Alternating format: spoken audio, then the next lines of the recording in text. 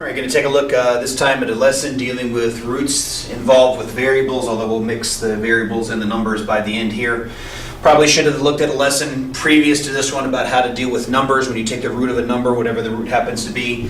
Now we're going to deal with it with variables. It's really a lot the same. There's not a whole lot that's different in the same way that you'd prime factor and pull out the numbers. The variables work in exactly the same way. We'll talk about taking them out. We'll show how it's not really that much different than numbers. We'll talk about how to take them out, although it's not really that big of a deal. It's not a huge change. There is one thing to remember with variables that you don't have to deal with numbers. And then we'll take a look at a couple of examples that deal with numbers and variables at the same time. First thing is, it's pretty much the same thing as numbers. When you did, for example, just take an easy one, the square root of 50. You took the square root of 50. In this situation, you realize that 50 was 25 times 2, which is 5 times 5. So it's a square root means I'm looking for pairs, and so I can pull out a pair. So if I have two 5s, 5 times 5, or 5 squared, if you prefer to write it that way, comes out as a single 5. This 2 doesn't get out, so you're stuck with this. This is the exact answer. Obviously, you can plug that in your calculator to be able to get an approximate answer. There's really not much there's not much that's different with variables, but I do want to go over the one thing you do have to remember. There is one thing that's got to be remembered above numbers, but it ends up being the same thing. Square root's looking for pairs. If this was a cube root, I'd be looking for groups of 3. If this was a 27th root, I'd be looking for groups of 27. So if I have the square root of x squared y, well, we've already seen this is the same idea. This one is written as a square root of 5 squared times 2. And in the same way you can take out the 5, or 2 of the 5s become 1 5 on the outside, so to speak, and this 2 is stuck. There's nothing different here. I have two x's. The square root of x squared means I'm looking for pairs. X squared means I have a pair of x's.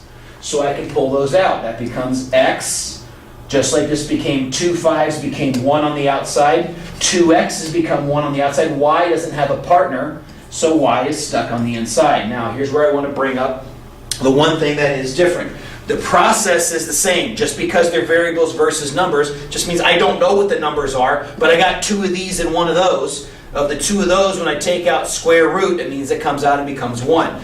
X times x produces x squared in the same way that 5 times 5 produces the 25, and that combines together and be able to make the 50 there. Now, when I have an even root, something interesting happens, and I'm going to use numbers to explain this and then show you why this happens with a variable.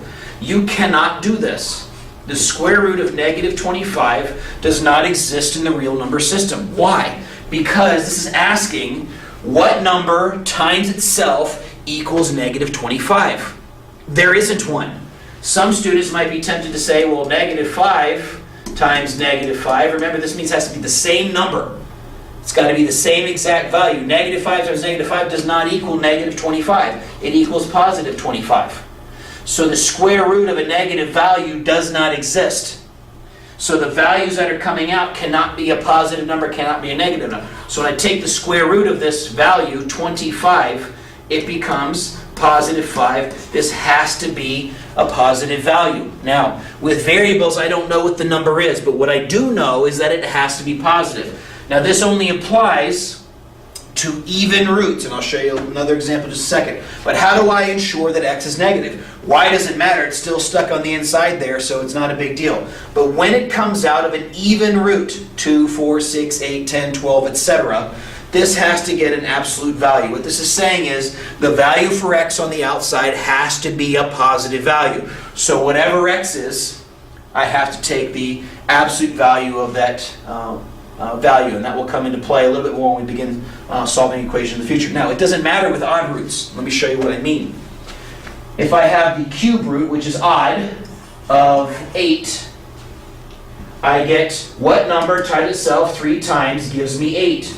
Well, I know that 8 prime factors into 2 times 2 times 2, which is the cube root of 2 to the 3rd power. That means groups of 3. So this comes out as a positive 2. 2 times 2 times 2 would go back and produce my original 8. But the cube root of negative 8 also exists, because I need to know what number times itself multiplied 2 times, but 3 of the numbers gives me negative 8. Well, that actually works. See, the cube root of negative 8 is negative 2 times negative 2 times negative 2, or negative 2 cubed does produce the correct value, a odd root can produce a negative value. So it doesn't matter that this has to be positive when it comes out. The same thing will happen when we deal with the variables. If I had the cube root of x cubed y instead of the square root like I have here, the cube root of that is saying I'm looking for groups of 3. Oh look, I've got a group of 3 x's, so an x gets out and the y is left behind. Absolute value are not necessary because it's okay for x to be a negative value. When it is even root, it is not okay for it to be a negative value. When it's an odd root, it is okay for it to be a negative value. All right. So pretty much the same thing as numbers, and I just want to show you a couple of examples just dealing with variables. What are some of the funny things that can happen? So let's take the 5th root of x to the 11th, y to the 7th, z to the 23rd, just to make up some values. So this is looking for groups of 5. Well, if I have 11 x's, I've got 2 groups of 5 and then 1 left over. So I can get out 2 x's. For y's, I'm looking for groups of 5. I can get out 1 group of 5 with 2 left over. 23, I can get out 4 groups of 5. And then I rewrite what's left over. I had an x left, I had a pair of y's left, and I had 3 z's left. Now, these things should all check. When you plug in your values, whatever they are, 2, 3, 4, that you might use in this particular example, the check should turn out to be the same in this case as it turns out to be in this case. So when you do your check, I'm going to save time in the video. You've done enough checking if you've been following along with my class so far to know what I mean by that. But I just plug in some random values, see if they turn out to be. But the check should work between those 2 cases. All right. Now that brings me to one thing that we need to take a look at here for a second example. So let's say we're going to take the 4th root of x to the 8th, y to the 9th, z to the, let's say, I want 15. Right? All right. In this case, I have an even root coming out, which means the values that are going to be coming out have to be positive because 4th root can't work on negative values. Well, this is easy enough. I need groups of 4. There are 2 groups of 4 with the x. There are 2 groups of 4 with the y. And there are 3 groups of 4 with the z. Now I'm going to come to the absolute value in just a second. Let me finish writing here. X's are all gone, so there's no x's left in here. There is a y left. And when I take out 3 of those z's, z to the 3rd power is left on the inside as well. Now, the next question is well, what about the absolute value? Well, it would be correct and acceptable to just go ahead and put them all in absolute values. There's nothing wrong with doing that. This is just going to ensure that any values that get out of this product turn out to be a positive value, which has to happen with an even root. The other side of this is some people will tell you this is wrong. I will accept this answer, though some teachers will tell you the answer has to look like this. Absolute value of z cubed times the 4th root of y z cubed. Now, why did the absolute value shrink down to only the z? Well, it's a technicality, but it's something very simple. If x and y are negative, when you square them, they will turn out to be a positive value anyway, so these don't have to be bothered with the absolute value. I don't see a problem with just going ahead and absolute valuing the whole group.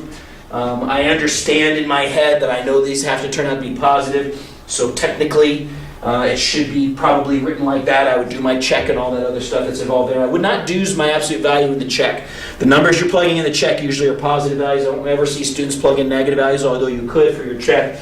I wouldn't worry about the absolute value in that case. Just type in just the variables without the absolute value. But technically speaking, this has to turn out to be a positive value, whatever z happens to be plugged in there. And that'll come into play, and I'll show you why that comes into play when we get to the equation part of solving these things. All right, so what if there are numbers and variables? How do I deal with that? Very, very simple. Let's say I have the cube root, so that's an odd root, so I don't have to worry about the absolute value here. And let's say I have, what number do I want to pick here? Let's say I have 81 x, y to the 5th, z to the 7th. All right. Treat them all the same way, but I've got to prime factor the 81. Does the 81 break down into anything that I can be able to pull out? The first thing is, I could just find the decimal equivalent for the square root of 81. Your calculator, you can type in 81, or the cube root of 81, or 81 to the 1/3, which you'll learn soon enough. and just be able to get the decimal value. I don't really like that. I want you to be able to do both the approximate value and be able to do the exact value. So right now, what you're doing here is I'm going to want the exact value. Well, 81 is 9 times 9, which is 3 times 3, which is 3 times 3. So this then becomes the cube root of 3 to the 4th, that's the prime factorization of 81, x, y to the 5th, z to the 7th. Now I'm looking for groups of 3. I've got 4 3's. So one of them gets out. Sorry, 3 of them get out and become 1, 3, but 1 is left behind. X, nothing gets out. I need groups of 3 to pull them out. I only have 1, so I can't do that. Y, there's one group of 3 with 2 left over, so Y gets out of jail. Z, there's 2 groups of 3, so that becomes out as a z squared. 2 z's get out.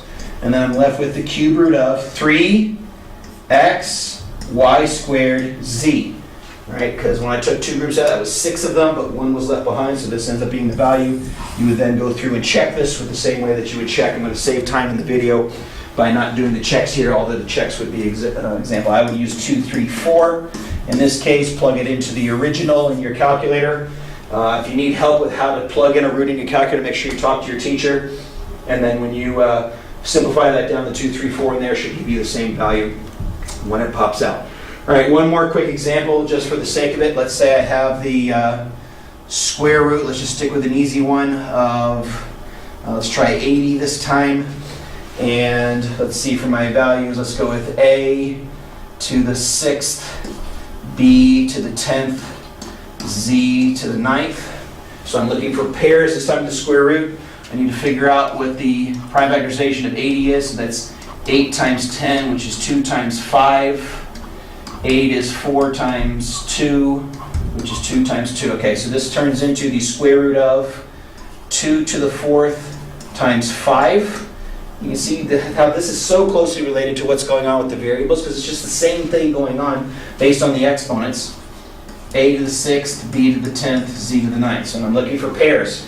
I have 2 pairs of 2's, so 2 comes out as 2 squared. Yes, I can simplify that, but I'll wait a second just to try to stay consistent. The 5 can't get out because there's only one of those. A comes out as a cubed. This will need to go in absolute values because a cubed does not guarantee a positive number. B to the 10th comes out b to the 5th. Again, is going to need the absolute values. I'll write those in a second. And z comes out as z to the 4th. Now, I can write that in the absolute value, or I cannot write that in the absolute value. It doesn't really matter which I do there. And then I want to take a look and see what's left behind. A 5 is left behind.